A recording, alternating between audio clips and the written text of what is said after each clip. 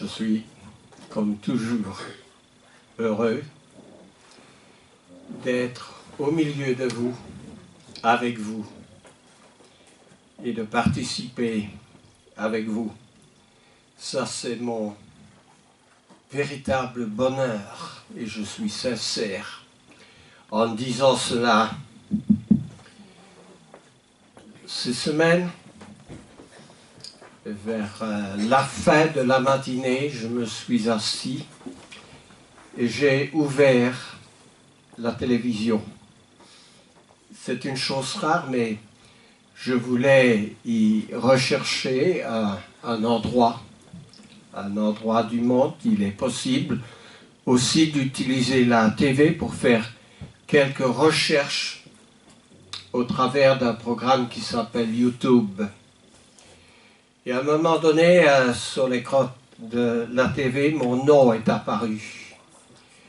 Et puis, il y a des petits carrés avec les différents dimanches où j'ai prêché, les différentes prédications que j'ai données. Et j'ai appelé Suzanne en disant « Viens un peu t'asseoir et regarde ». Et alors, la dernière de dimanche passé, « Qui est mon frère ?» était sur le programme. Alors j'ai ouvert ce programme et j'ai regardé la prédication. C'est la toute première fois que je me voyais prêcher.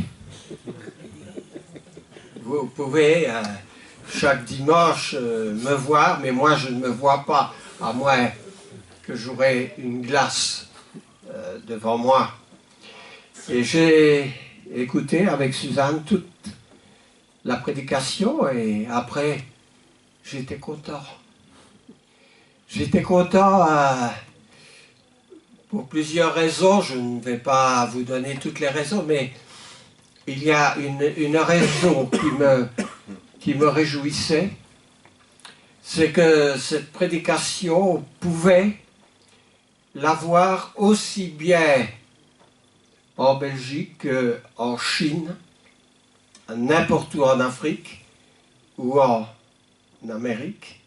Il suffit d'aller sur YouTube et de mettre Jean-Marie Frérot et la prédication est là. Ce qui veut dire que nous ne sommes pas les seuls ici dans ce lieu à écouter le message. Le message, on peut l'entendre sur la planète entière.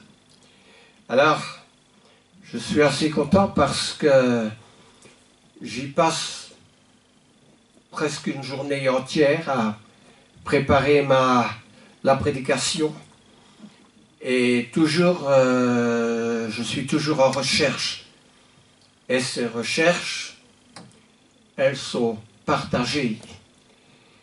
Jésus a dit, allez prêcher l'évangile à toutes les nations.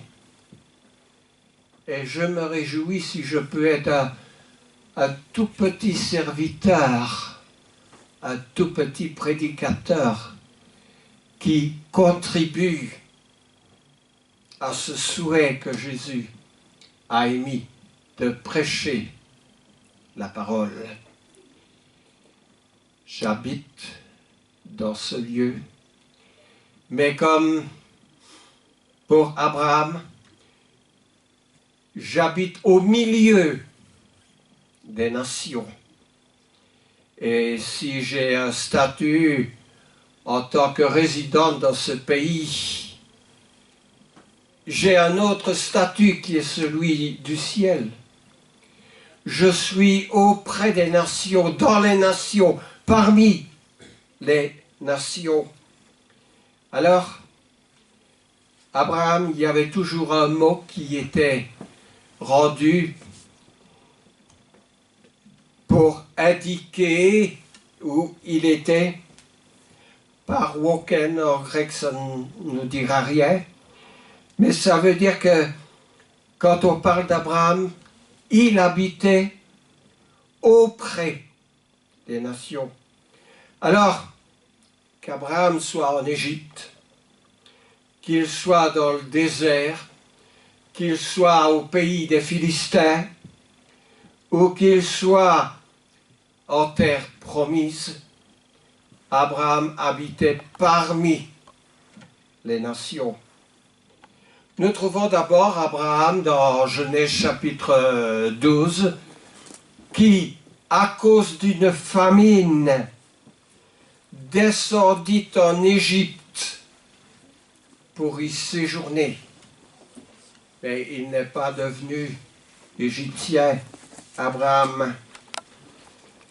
En Genèse 3 chapitres plus loin, au chapitre 15, c'était 12, 10. Ici, c'est 15, 13. L'Éternel dit à Abraham, « Sache que tes descendants seront étrangers dans un pays qui ne sera point à eux.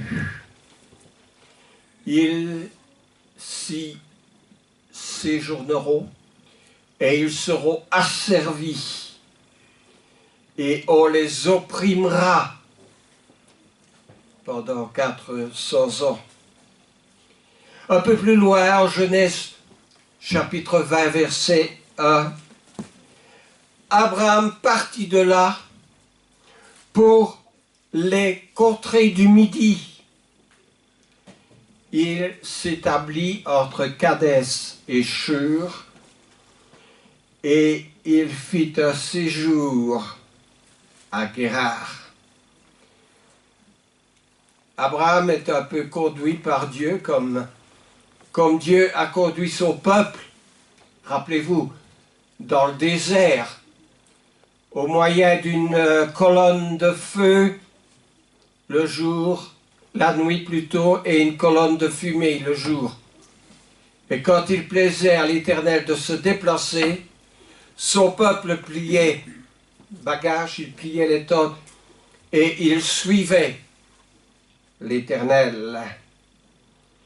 Et puis au chapitre 21, donc nous avons dit chapitre 12, chapitre 15, chapitre 20, au chapitre 21, verset 34, Abraham séjourna longtemps dans le pays des Philistins.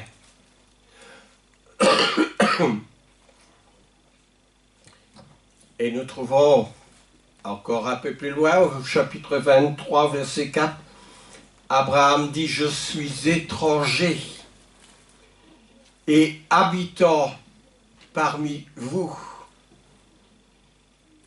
Alors, il disait cela parce que dans ce chapitre, il arrive beaucoup plus loin dans sa vie. Elle venait de perdre son épouse, Sarah. Il avait beaucoup de peine, comme tout être humain qui perd un de ses chairs. Et il a demandé aux habitants du pays de pouvoir avoir un sépulcre pour enterrer sa femme dans la caverne de Macpéla. Alors, bien sûr, cette tractation lui a très bien réussi et les habitants du pays lui ont donné la possibilité d'avoir un sépulcre pour enterrer sa femme. Et Abraham y était toujours un étranger. Abraham n'était jamais vraiment chez lui. Il habitait auprès des autochtones. Autochtones, ça veut dire les habitants du pays. Il y était comme un hôte, souvent agréablement considéré. Et je veux dire par là, je commence par Abraham, parce que le vrai croyant n'est nulle part installé d'une manière définitive. Abraham était un nomade et un patriarche et son statut, son état vaut pour tous ceux qui sont des nomades. Le peuple de Dieu est toujours étranger sur la terre. L'Épître aux Hébreux qui emploie ce mot G-E-R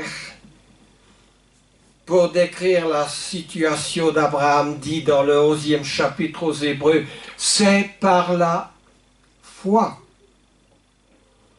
que Abraham va s'établir dans une terre promise, comme dans une terre étrangère, habitant sous des tentes, ainsi qu'Isaac, Jacob et les co-héritiers de la même promesse.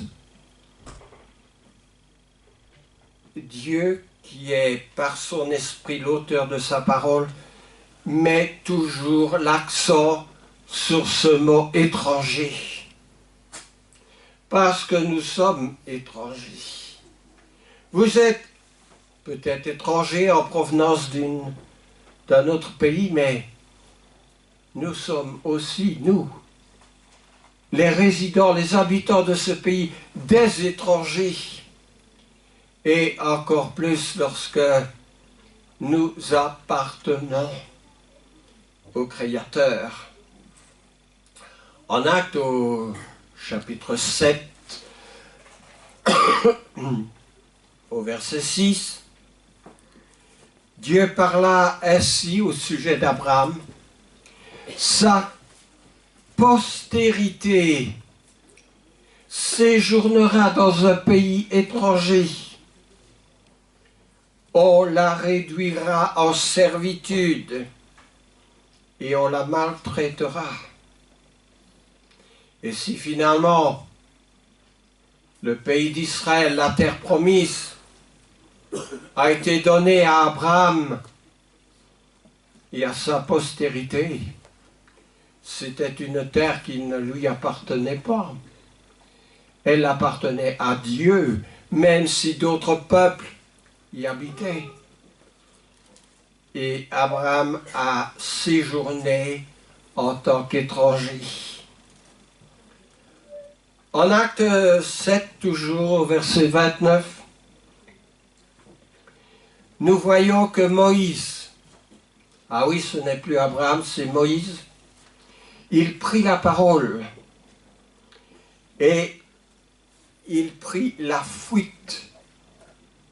Parce que souvenez-vous, Moïse était un prince d'Égypte qui a découvert sa véritable nationalité. Et à partir de ce moment, les choses n'allaient plus comme d'habitude. Alors il prit la fuite et Moïse alla séjourner dans le pays de Madian, où il engendra 2 fils. Une autre terre, n'est-ce pas, qui n'était pas la sienne. Mais venons-en aux disciples de Jésus que nous sommes. L'apôtre Pierre, 1 Pierre 2, 11 dit que les disciples de Jésus sont aussi des étrangers. Bien-aimés, dit Pierre, je vous exhorte. Et puis que dit-il après? Je vous exhorte comme étrangers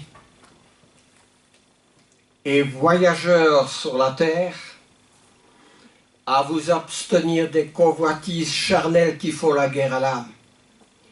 Je vous exhorte comme étrangers. Est-ce que ça veut dire qu'il n'y a seulement que les étrangers dans ce lieu qui sont concernés? Non. Nous sommes tous concernés parce que nous sommes tous des disciples de Jésus. Je vous exhorte comme étrangers et voyageurs. Alors l'apôtre Pierre, encore un, j'ai cité 1 Pierre 2, 11, je cite maintenant 1 Pierre 1, 17, où l'apôtre Pierre dit « Et si vous invoquez comme Père celui qui juge selon l'œuvre de chacun sans exception de personne. » Qui pourrait continuer le verset? Merci mon frère. Il dit « Conduisez-vous avec crainte pendant le temps de votre pèlerinage. » Nous sommes des pèlerins. Vous et moi, nous sommes des pèlerins sur cette terre parce que notre patrie est en Christ. L'apôtre Paul, quand il écrivait aux Éphésiens, chapitre 2, verset 19, 2-19, à partir de ce moment-là, il dit « Ainsi donc, vous n'êtes plus des étrangers, ni des gens du dehors, mais vous êtes concitoyens des saints, gens de la maison de Dieu. Sur la terre, nous sommes des étrangers, mais en Christ, nous sommes des concitoyens, gens de la maison de Dieu, qui est une maison spirituelle. Il ne veut pas dire membre d'un building, d'un temple. Gens de la maison de Dieu. La maison de Dieu, c'est nous.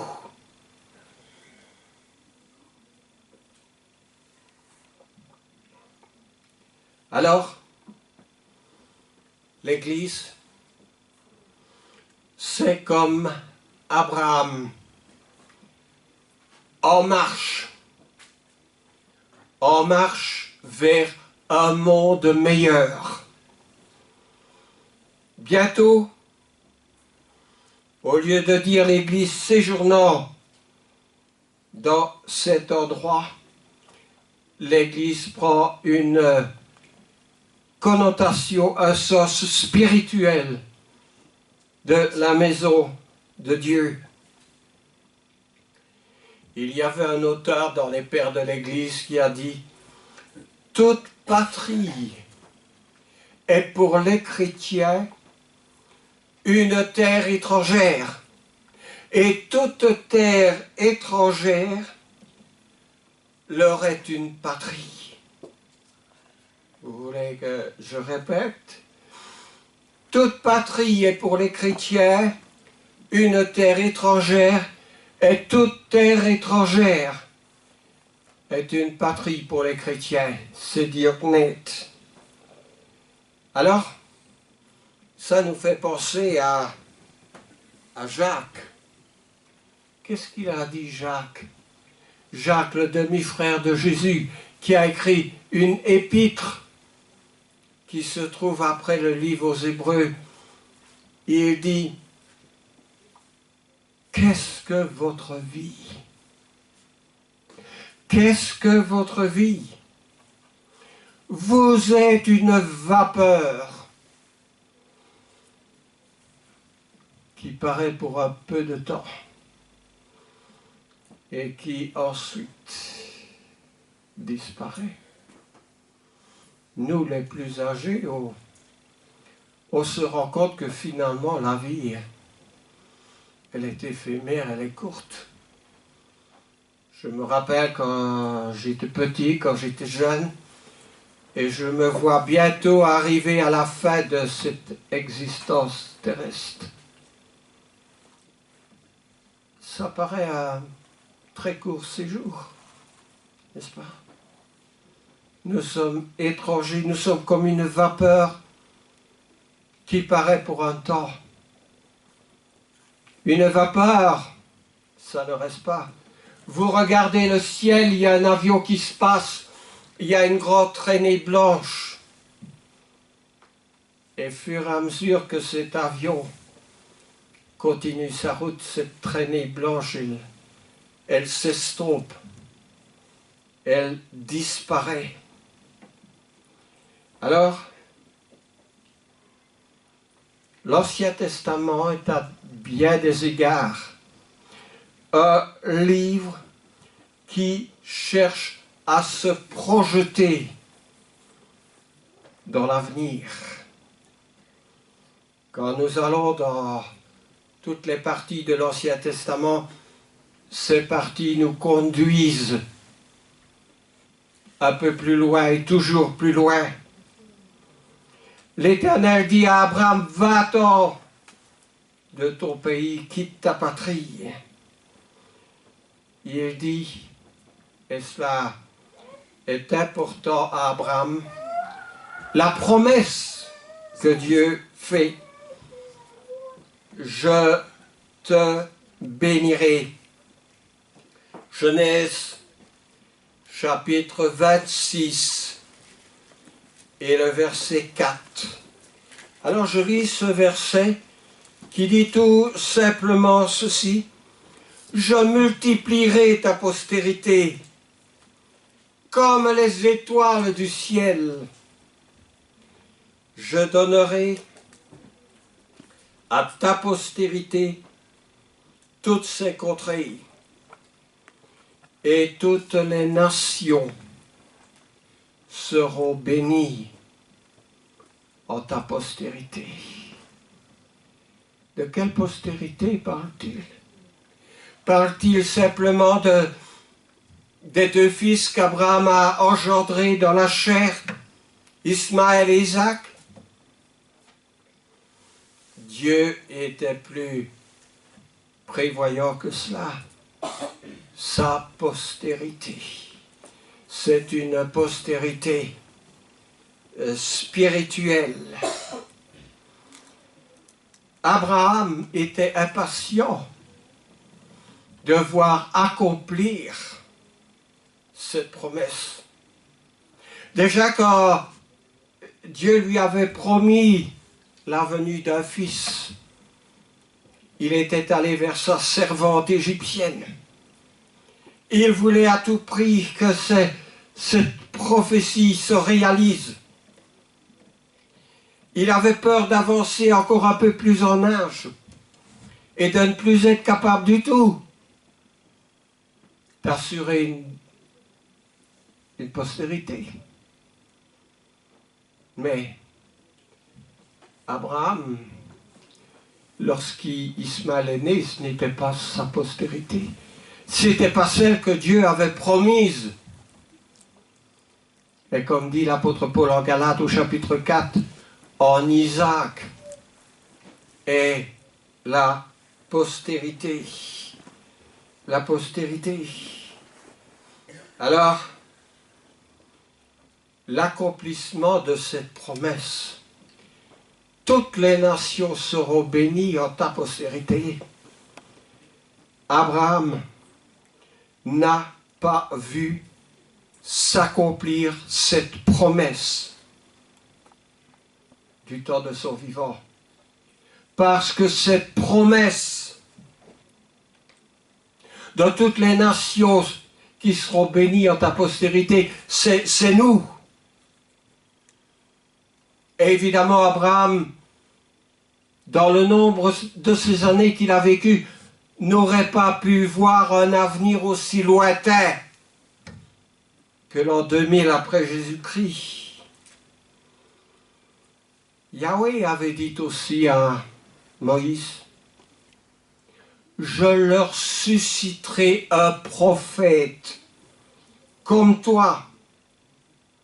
Je mettrai mes paroles dans sa bouche et il leur dira tout ce que je lui commanderai. » Eh bien, en Deutéronome, au chapitre 34, au verset 10, et j'ai rapidement ce verset, nous voyons qu'un tel prophète ne s'est pas levé.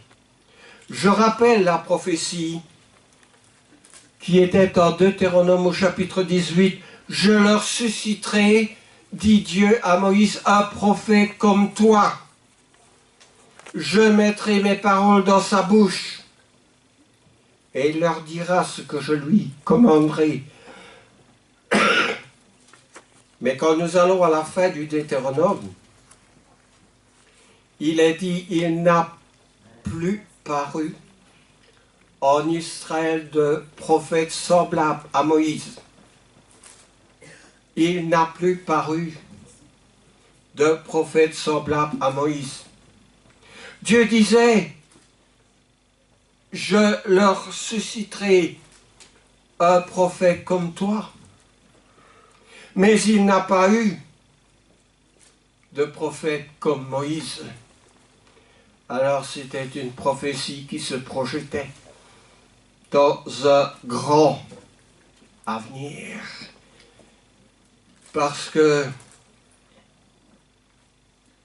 ce prophète, toute prophétie de Dieu s'accomplit. Et ce prophète était Christ. Jésus dit, je n'ai point parlé de moi-même, mais le Père qui m'a envoyé m'a prescrit lui-même ce que je dois dire et annoncer. Voilà le grand prophète qui était annoncé par Moïse. Ça ne s'est pas passé dans l'Ancien Testament, mais la prophétie s'est accomplie dans le Nouveau Testament. David s'est vu promettre un royaume sur toute la création, un royaume qui n'aura pas de fin. Mais l'Ancien Testament termine toujours dans l'attente de ce roi et de ce royaume. Parce que ce royaume ne viendra qu'après la mort de Jésus-Christ, le jour de la Pentecôte. Je veux dire par là que il y a une ligne droite qui traverse toute l'histoire biblique. Elle commence dans la Genèse et cette ligne se poursuit jusque dans l'Apocalypse. Alors, il disait en Malachie, je vous enverrai mon messager. En Malachie, il disait, je vous enverrai Élie. Et ce n'est que dans le Nouveau Testament, en Matthieu, que nous voyons venir l'Élie, qui est Jean-Baptiste. Malachie et Matthieu sont en ligne droite, n'est-ce pas? Il y a entre Malachie et Matthieu 400 ans d'espace. 400 ans d'espace. Et pendant ces 400 ans, que voyons-nous naître? Nous voyons naître le judaïsme pharisaïque, c'est-à-dire les pharisiens qui naissent pendant cette période de temps. Et Jésus avait déplu aux pharisiens en disant qu'il constituait une plante que son père n'avait pas plantée. N'est-ce pas? Ce judaïsme, ces pharisiens, était une hérésie dans le plan de Dieu. Une hérésie de l'Ancien Testament qui s'était développée entre Malachie et Matthieu. Et nous les voyons tout au long du parcours de Jésus. essayant de venir coincer Jésus, de venir avec des bêtes questions. Et à un moment donné, Jésus, il en a jusque-là. Et il leur dit qu'ils sont des maudits, qui ne connaissent pas Dieu, qui ne connaissent pas la parole de Dieu. Et Jésus dit que par leur tradition, ils annulent le plan de Dieu. Et pourtant de ces pharisiens sort l'apôtre Paul, parce que Dieu appelle tout homme, tout être humain à se convertir. Alors, qui est la postérité d'Abraham? Eh bien, la parole de Dieu va nous le dire. Il dit par la bouche de l'apôtre Paul, il dit, si vous êtes à Christ, vous êtes la postérité d'Abraham, héritier selon la promesse. Alors, nous pouvons faire des constatations que les propriétaires de l'Ancien Testament, c'est nous qui sommes dans la même ligne droite avec ce personnage. Ce n'est pas cet Israël aujourd'hui avec toutes ces synagogues, c'est nous qui sommes propriétaires de l'Ancien Testament, héritiers de ces personnages, en ligne directe, dans la continuité. Or, je sais que ce que je vous dis là serait vexant pour les Juifs. Et très certainement, ils prendraient des pierres pour me les lancer comme ils ont essayé de les lancer sur Jésus. Mais quand on va plonger nos regards dans la parole de Dieu, cette parole est sévère. Elle est plus tranchante qu'une épée quelconque, à double tranchant. L'apôtre Paul, le mieux placé, dira aux Romains, ce n'est pas à dire que la parole de Dieu soit restée sans effet. En Romains 9, 6 à 8. Car tous ceux qui descendent d'Israël ne sont pas Israël. Et pour être la postérité d'Abraham, dira Paul, ils ne sont pas tous ses enfants. Mais il est dit, en Isaac sera nommé pour toi une postérité. C'est-à-dire, ajoute Paul, que ce ne sont pas les enfants de la chair qui sont les enfants de Dieu, mais que ce sont les enfants de la promesse qui sont regardés comme la postérité. Qui sont les enfants de la promesse? C'est vous, c'est nous, c'est moi qui sommes enfants de la promesse, n'est-ce pas? En Galates, au chapitre 4, au verset 28, l'apôtre Paul écrivant à ces Galates leur dira, 4, 28,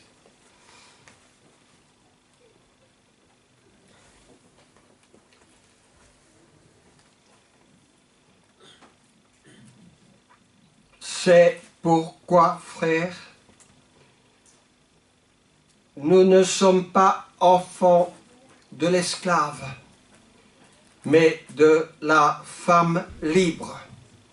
Et je reviens parce que ma Bible étant déchirée à une autre version où je peux lire en Galates au chapitre 4 au verset 28. Alors je lis: pour vous, frères, comme Isaac, vous êtes enfants de la promesse. Et au verset 30, mais que dit l'Écriture? Chasse l'esclave et son fils, car le fils de l'esclave n'héritera pas avec le fils de la femme libre. C'est pourquoi, frères, nous ne sommes pas enfants de l'esclave, mais enfants de la femme libre. Nous sommes enfants de la promesse. Et je crois que nous devons saisir cela. Parce que l'apôtre Paul dira aux Colossiens et aux Éphésiens, il leur dira deux choses. D'abord, il dira aux Philippiens au chapitre 3, prenez garde aux faux circoncis. Aux faux circoncis. Et en Colossiens 2, il dira, vous avez été circoncis de la circoncision de Christ. Et j'ajoute ceci en conclusion, vous avez été circoncis de la circoncision de Christ, ensevelis avec lui par le baptême. Tout ce que j'ai dit n'aurait pas sa valeur si on ne prenait pas en considération cette phrase. Lorsqu'il parle du vrai juif, c'est celui qui a été enseveli avec Jésus-Christ dans les eaux du baptême. Avons-nous été ensevelis avec lui dans les eaux du baptême? Il a été enseveli parce qu'on l'avait mis à mort, on l'a tué. On ne l'a pas respecté. Mais il a enduré cela pour nous. Et nous serions hésitants de passer quelques secondes dans les eaux du baptême immergés. Lui a été 3 jours et 3 nuits dans la tombe. Et nous ne pourrions pas être pendant 3 minutes plongés dans l'eau. Il y aurait là un manque de considération si nous n'accomplissions pas le plan de Dieu. Quand Jésus a été baptisé, on s'est opposé à son baptême et Jésus a dit à Jean-Baptiste, laisse faire. Laisse faire, Jean. Il est convenable que nous accomplissions le plan de Dieu. Comme nous l'avons vu, Dieu a un plan. De A à Z, un plan qui démarre dans le livre des origines avec Abraham, la Genèse, et qui se poursuit jusque dans le livre d'eschatologie qui est l'Apocalypse, avec le couronnement de la vie éternelle. Tout cela est pour nous qui sommes des étrangers et des voyageurs sur la terre.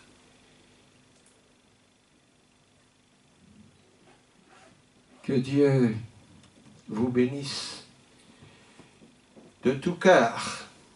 Amen. Amen.